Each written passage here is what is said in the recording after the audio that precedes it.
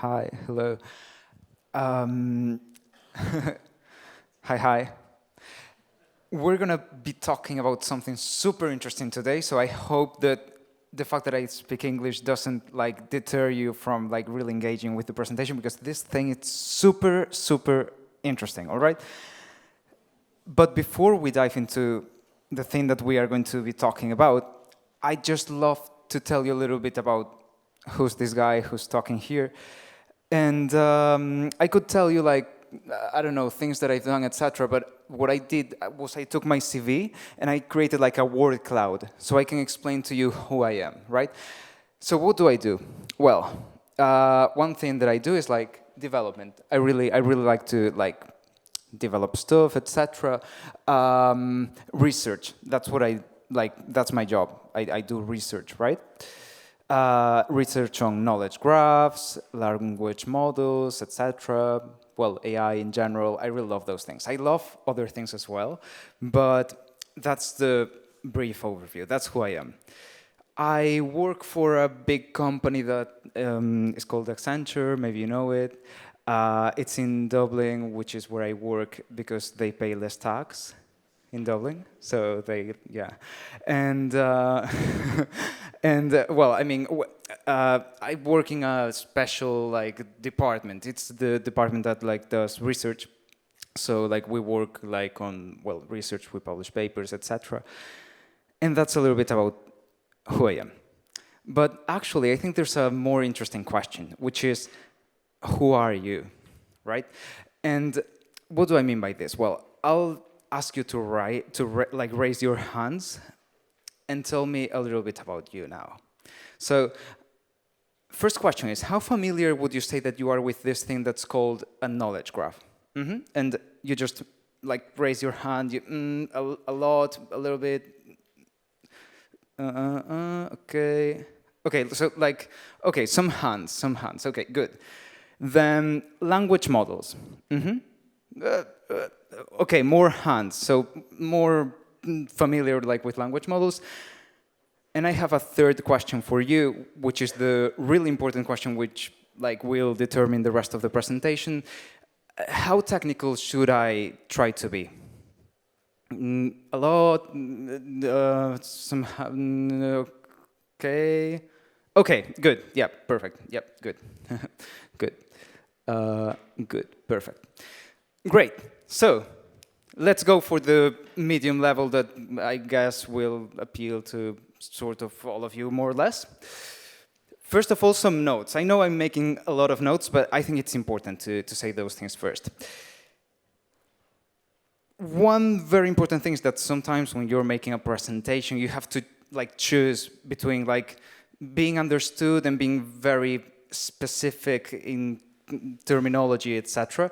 I will choose to be more accessible. All right. So some of the things that I will say are not exactly like that.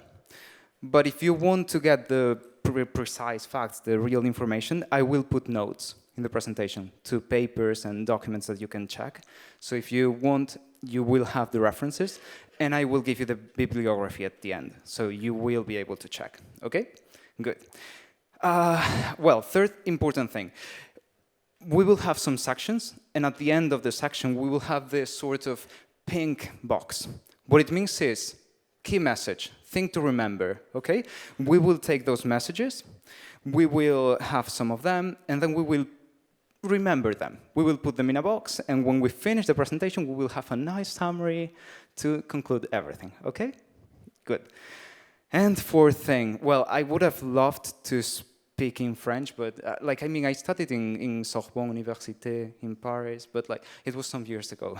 And I'm like, right now, my French is very bad, but I can understand. So if you want to ask in French, I feel that I can understand, especially like when I was like in other sessions, they were speaking in French and I had no problem. So French, I can understand, but I wouldn't be able to speak like about all of this for the whole presentation. So I'll speak in English, but I hope it's all right. And now we're ready to actually get started. Okay, good. So what are we going to talk about? Well, 8 sections. First of all, I'm going to tell you a little bit about what's a knowledge graph. Okay, we'll explain what this is. Then we'll see some examples, some types of knowledge graphs that exist. Then we'll see how can we apply AI to this thing, but we won't actually dive like very much into that because there's other things to say. Then we'll mention some real world things that we can do with that. And then we'll actually dive into the very, very, very, very, very interesting thing, which is language models and how they can solve the limitations that we have in knowledge graph embeddings. Okay? So, what's a knowledge graph? Well, a knowledge graph is a type of data structure, okay? So, you can think like sort of like a database, right? We put data here, and how does that data look like? Well, it's nodes, so circles, that are connected by lines. Very simple. That's a knowledge graph. Nothing else, really. It's super simple. It's a very flexible way to represent information. And we can train classical machine learning algorithms on this thing. So this is before ChatGPT. This is something that already existed. But we can also use language models that we can apply to this. And that's something we can combine. So we can merge the two things. We'll see how.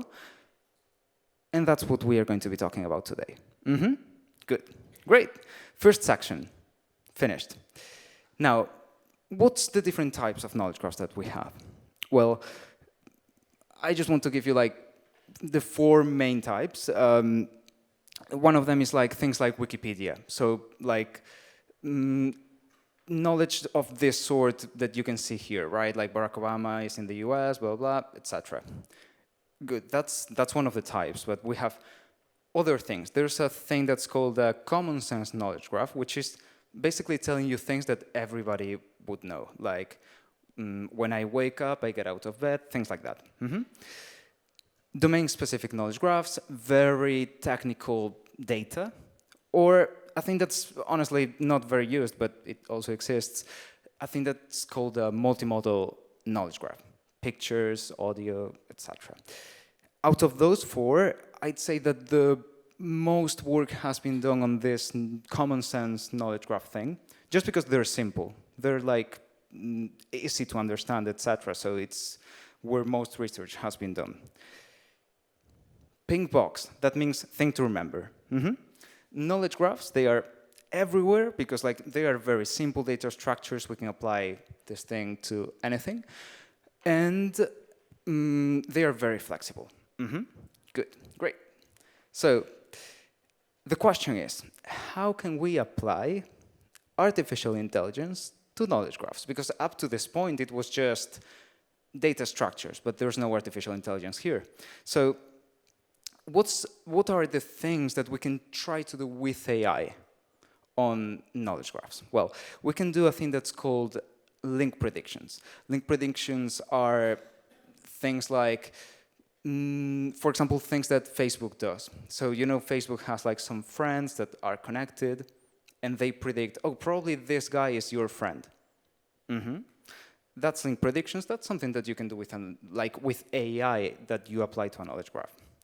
Also, measure similarities between things. So how similar is, I don't know, Barack Obama to Donald Trump?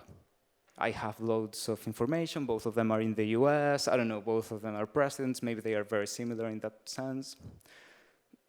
Again, there's different possibilities, right? Reasoning processes. You could try to get new hypotheses by looking at the different things that you have in your graph. There's different possibilities, but I'd say those are the most important ones. Now, thing to remember, pink box. I hope you're getting the idea here, right? AI can, well, try to somehow put intelligence into your knowledge graphs. And, well, how is this done specifically? I won't have time to actually, I mean, like if you want, we have like some questions at the end, and I have a part of the presentation that actually has like the mathematical formulas if you want to look at, like, you can ask me at the end if you want like more details, but I just tell you the basic idea. So you know what's an embedding?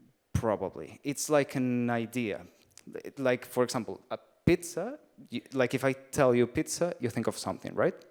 If I tell you car, you think of something else, different ideas. Well, in a computer, we have a way of representing this thing. And how do we do it? We do it with numbers. So we just write numbers here, and that means the idea of being a pizza or the idea of being a car, etc. Just a way to represent concepts. So very simple. Good. Now that we know this thing, I'm going to tell you that there's, well, like a lot of different algorithms, like really a lot of algorithms that can work with embeddings for the ideas in the knowledge graph. So those algorithms try to extract some numbers that represent the different things that exist in your knowledge graph. And then you can do things with that. But there's, well, 100 different thousand things that you could do, but what's the general idea in all of them? I'm going to give you a very simple knowledge graph. So here you can see that we have some genes, for example, right? Genes, and we are saying, okay, gene 1 causes lung cancer, for example. Gene 1 causes a heart disease, etc. Great. So we take the knowledge graph. We have an algorithm here. It's in the middle. Okay, we give the knowledge graph to the machine, and somehow it learns from the different nodes and relations that I have here, and it gives me a magical set of numbers that I can use to extract new knowledge, to measure how similar things are, to infer new hypotheses, etc. That's the basic idea. If you want to know more, ask me at the end, and we can try to take some more time. But I'm just gonna now give you like some hints on things that could be real-world applications of this thing. So, for example, something that we do in my lab is a thing that's called gene disease association prediction. So, for example, if I take everything I know about the human body, the genes, I don't know, this gene encodes this protein is expressed in this organ, this drug targets this specific protein. If you know a lot of things, then what you can try to do is you can try to train one of these models and then maybe predict, oh, probably this gene is related to, I don't know, lung cancer. And that's very helpful, especially when you want to start researching new drugs. Because if you want to discover, many times, people who do research, they don't really know where to start. They don't know what gene to pick if I want to cure cancer. So maybe you can try to come up with a list of things that maybe could be promising. That's very helpful. So that's something we do. Another thing, for example, it's drug repurposing. That means that you have a drug. So for example, you know this drug that was for diabetes, but then they turned it into another thing to lose weight. So that's drug repurposing. You discover that people are using it for something else. So that's something that you could do. I don't know, Facebook, for example, I gave you the example before, right? Google is another thing. They use a huge knowledge graph of websites. And there's 1,000 things that you could do, really, you could come up with many of them, right? Okay, so that's great. Up till this point, it's fantastic, right? Yes. But, well, there's always a small but. There's some limitations. And that's what I'm going to tell you now. So, you remember this example from before, right? We have some genes, we have some diseases here, and we can try to learn from this. But the problem is that if now I go ahead and I change the information, this new graph is totally different, right? It's different, but the problem is that when you learn from the graph, the algorithms, the classical algorithms, will learn exactly the same thing. They don't see the text, they just see circles, lines, and they learn the same thing, but it's absolutely different. And what if, for example, instead of likes, I were to say, I hate. Again, the meaning changes, but the structure is still the same. So that's a little bit weird, right? That's a little bit strange because should I be learning the same things from something that is like different? It looks, I don't know, it looks strange. So I'd say that the key message here is that classical artificial intelligence is somehow limited. And the question is, what can we do about it? That's the interesting part of the presentation. We can mix them with language models. That's one possibility, right? And what can we do? Well, I'm going to give you 3 ideas about what we can do. Please note that there's more things, like this is not everything you can do, but they're just some ideas. So the first thing that we are going to look into is something that is augmenting knowledge graphs using language models. We'll look into the other things later on, but first I'll give you some examples of this thing. Okay? Good.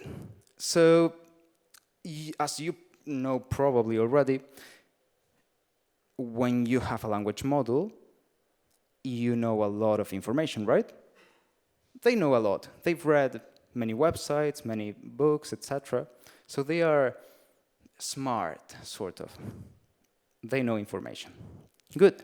So what we can try to do is that we can use a system to automatically create a knowledge graph.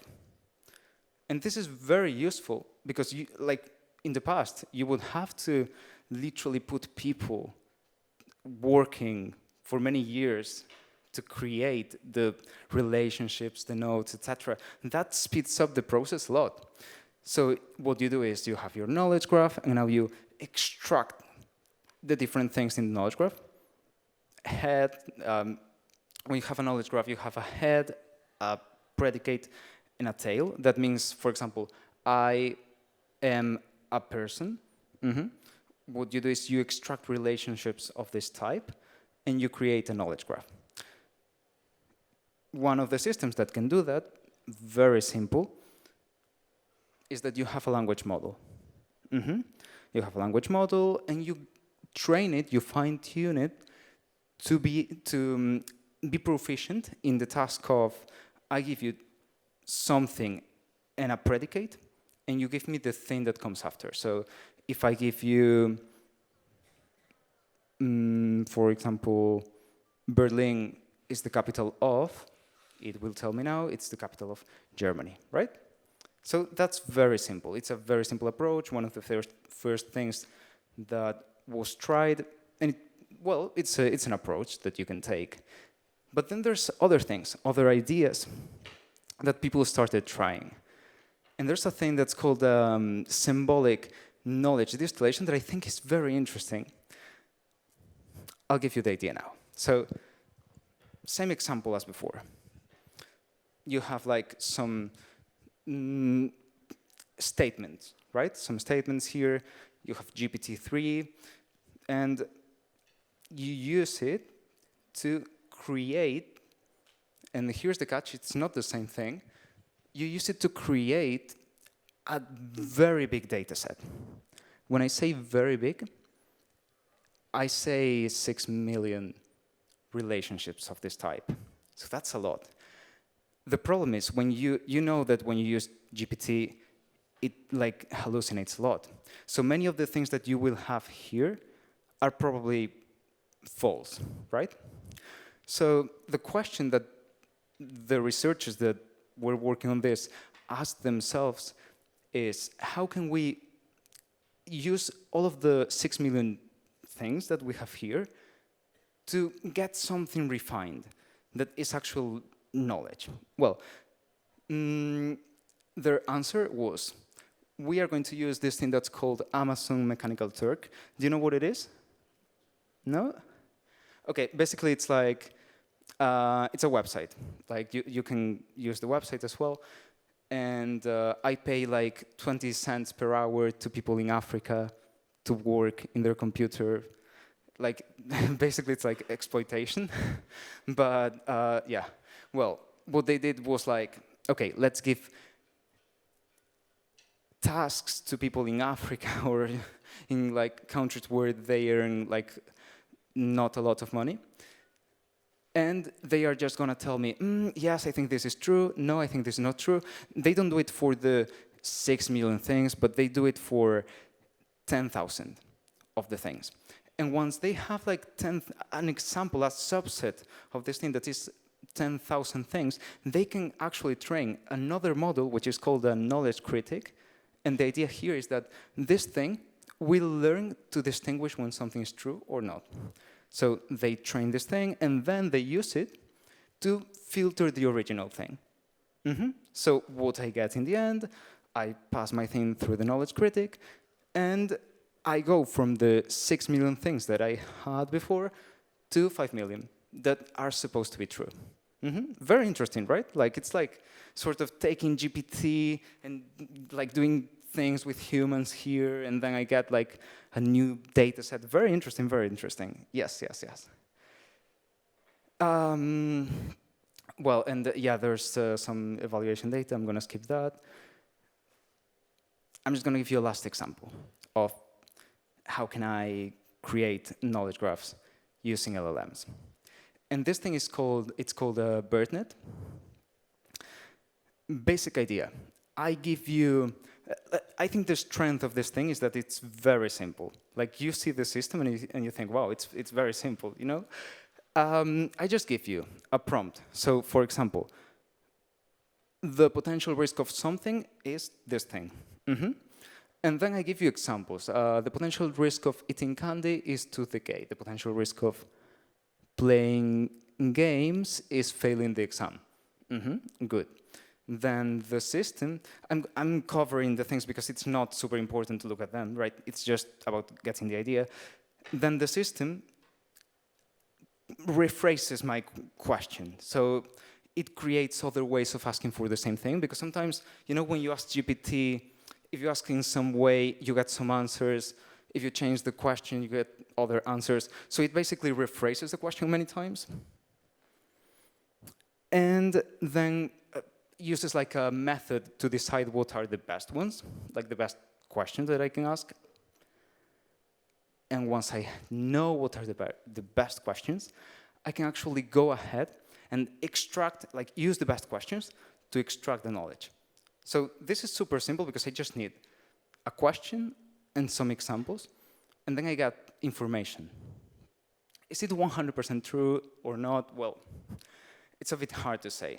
They had some results on the study, but I'm not gonna go over that.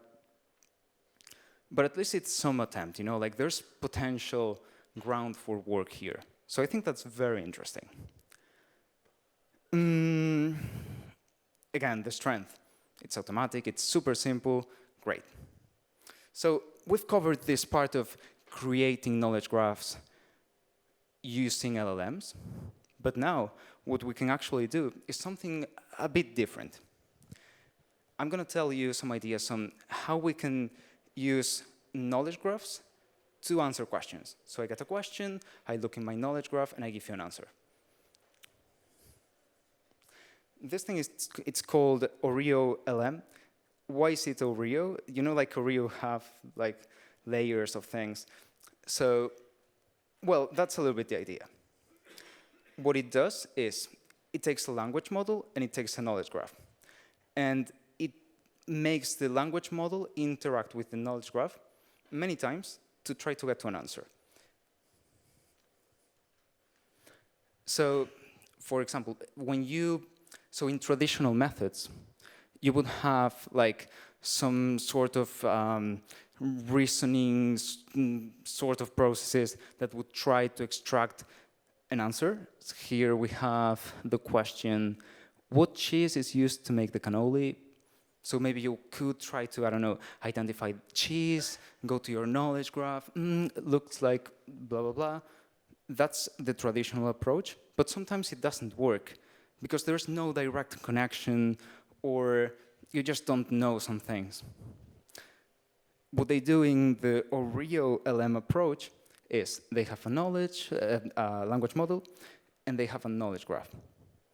And what well, ask me in the question, like ask me questions if you want afterwards, but basically they send queries to the knowledge graph and they get answers all the time. So it's like back and forth, the different layers of the Oreo, and then I get my answer. That's great, but it only covers sorts of, yeah, like it's only usable for question answering tasks. So it's not like, sometimes I want other things, right? So it's a very good system, but a bit limited when it comes to what it can do. However, there's the last part here. And I mean, I think this is the most interesting one, because what it does, it could look the same thing, but it's not the same. So this is a thing that's called CS-prompt-KG. Again, you have references, so you can check them out. But the good thing is that this can be applied for any type of task. I'm going to put an image here, but don't really look at the image. It's a model that tries to take the knowledge graph, and it trains the knowledge graph. It trains the knowledge graph using information from the language model. Here we have the thing that we just looked at, like 2 minutes ago, right? What's the difference? What we were seeing before is a language model that is trained independently, and we have another thing that is the knowledge graph, which is trained independently. Here, we have a language model that is trained, but this thing goes ahead and it trains the knowledge graph. And that's very useful, because when I train my knowledge graph now, I will get these concepts, these embeddings that have information from the knowledge graph, from the language model. And that's super useful, because now I not only have, you remember that our problem was that we didn't see the words in the things, right? If I say, I like this thing, it's the same as I hate this thing. But now, if I'm taking information from the language in the graph, I'm sort of trying to solve this problem. So for me, this is the most interesting thing. Super interesting approach. Key message. This is a whole world of possibilities. And I think it's very exciting, really. So we're getting to the end. What's ahead? What's like next after this? Well, I'll give you some questions that you could think about. Can we use this thing like in technical domains? Because many times, you know, like they were only tested like in these common sense knowledge graph things. Maybe there's other things that we can try. There's an ongoing problem with new nodes. If something new appears, you have no idea about how do I give a number to this. Like, for example, if I know about cars and pizzas, but then I want to put a tree in my knowledge graph, what numbers do I give to this thing? This is a problem that is still not solved. So, questions that have to be addressed someday. Can we use architectures like the thing we saw before for other tasks? Link prediction, etc., etc. How much do language models hallucinate? This, like, I mean, it sounds a little bit like an obvious question, but there's no answer right now. Like, there's different studies, but no conclusions. So, questions, yep. However, if I were to say something, it's that there's a lot of potential. And we need to keep working on that. So, well, great. And this is where everything comes to a close in very nicely. This is the part where we remember the things. You remember I told you, the pink boxes are important because in the end we're coming back to them. Good, so now we're coming back to them. We talked about knowledge graphs. We saw that they are everywhere. They can be used for anything. We also saw that AI can put sort of intelligence into knowledge graphs. But the problem is that classic AI has some limitations. So what can we do? Well, let's mix them with language models. And here, we have a world of possibilities. And that's the exciting path ahead. And, well, that's my message, really. There's a load of things that we could try to do. So, possibilities. We must keep improving.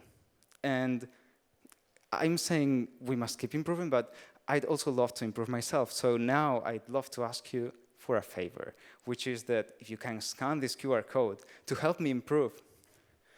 I have like a form here. It's 20 seconds, just 20 seconds. And I have an incentive for you, which is that if you want to get the bibliography, it's after you submit the form. So you need to actually open the form, submit, and then you have the bibliography. And also, I put like an example of a knowledge graph if you want to like look at it. And I think it also has my contact information or all that stuff. But I have a last surprise. The last surprise is, if you want to connect, I went, okay, this is a bit random, sorry. But I went to Shein and I printed a t-shirt with my LinkedIn here. So if you want to connect, here I am. And that's, okay, I'm gonna stay like this. That's everything, I think. But if you have questions, go ahead, ask. You can ask in French, really. I think I will understand. And if I don't understand, I'm gonna look a little bit ridiculous, but that's all right. So, any questions? I see one. And do I, yeah, good.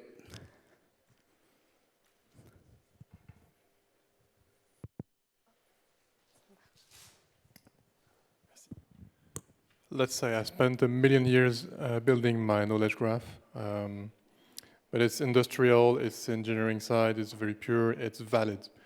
Well, of course, I'm aware of the risk of data poisoning when I link it to a large language, LLM, and I'm so reluctant to data poison my IP that this is a no-go from the COMEX.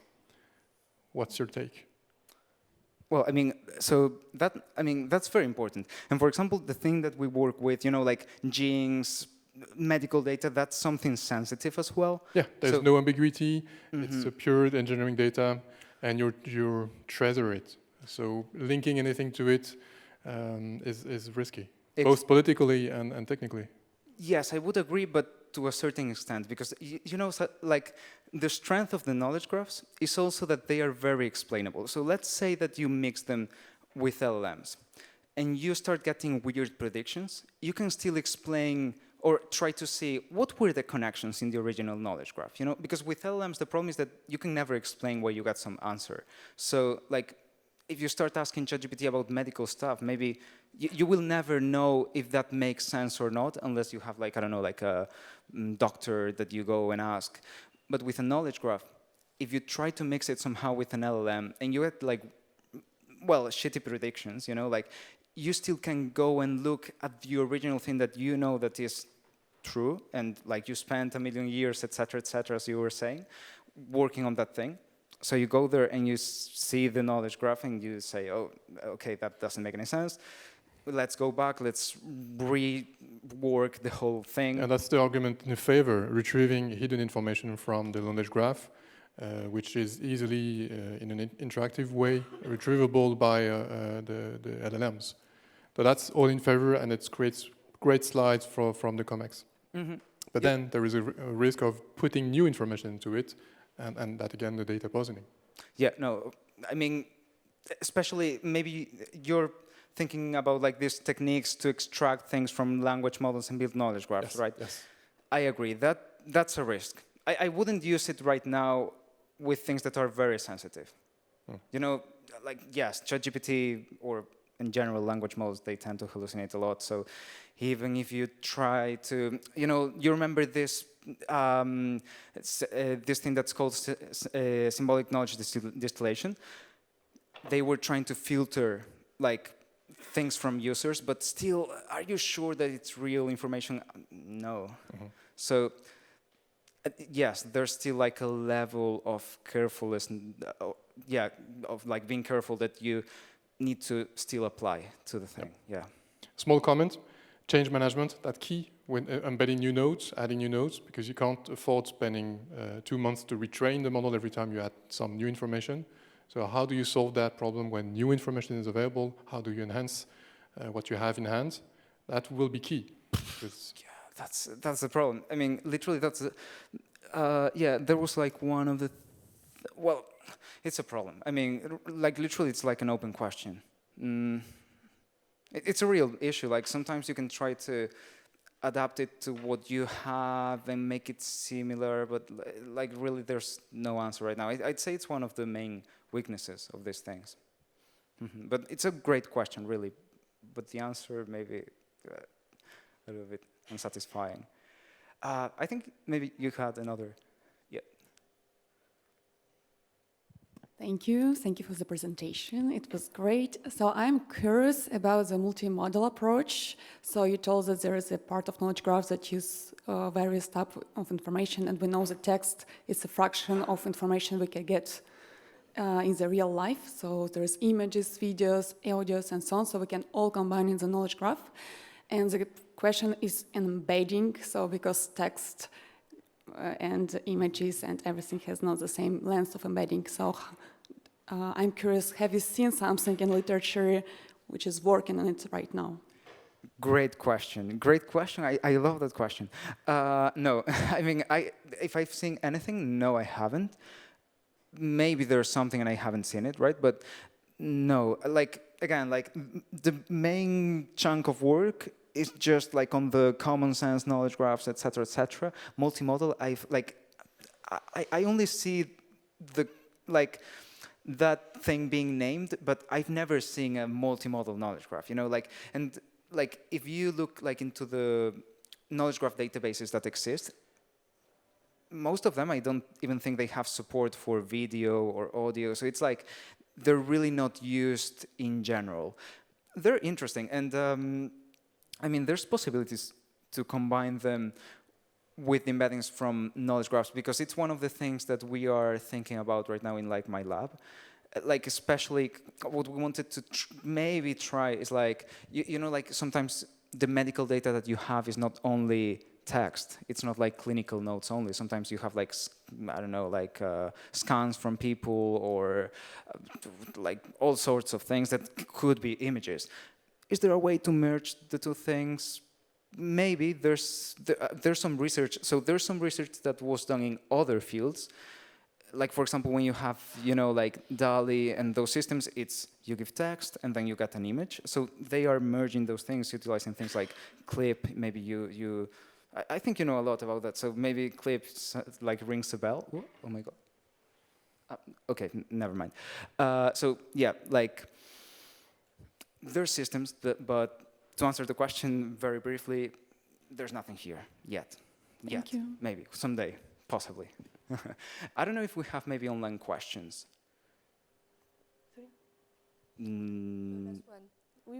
Okay. Or no questions? Oh, we have one. Yep. Merci beaucoup. Je vais poser la question en français si c'est OK. On parle beaucoup de RAG en ce moment et je vois beaucoup d'articles passer sur l'utilisation des knowledge graphs et combinés avec des systèmes de RAG. Est-ce que tu peux expliquer un petit peu? Est-ce que ça rejoint ce que tu as déjà dit ou No. I've never. So, well, thanks a lot for asking in French. Really, like, I really wanted to test. Like, can I really take questions in French? I hope I got your question. So, I've never mentioned RAG here. That's true, and honestly, it's because I've never worked with it. So my intuition, but that's just intuition, really. I'm not speaking about specific studies or anything. When you do RAG with very big knowledge graphs, I imagine they just turn them into a text form, and then they give that to the LLM, and then they try to get an answer. But I don't know more than that. Like, that's just what I just came up with literally right now. So I've never done RAG on knowledge graphs. So I wouldn't be able to exactly tell you how that goes, but Est-ce que peut-être tu aurais des références à donner ou des choses, des articles ou we can look into that later, because in the references that in the bibliography that you have, there's nothing about that. Okay. But we can look into that. Like, come talk to me, and like we look into that. Okay. Yeah, Merci beaucoup. that's cool. Yeah. And I guess we have to close now. Yeah, we're on time. Well, if you have any other questions, come ask me. Really, I'm very happy to take questions. And thanks a lot for coming. I hope you enjoyed the presentation.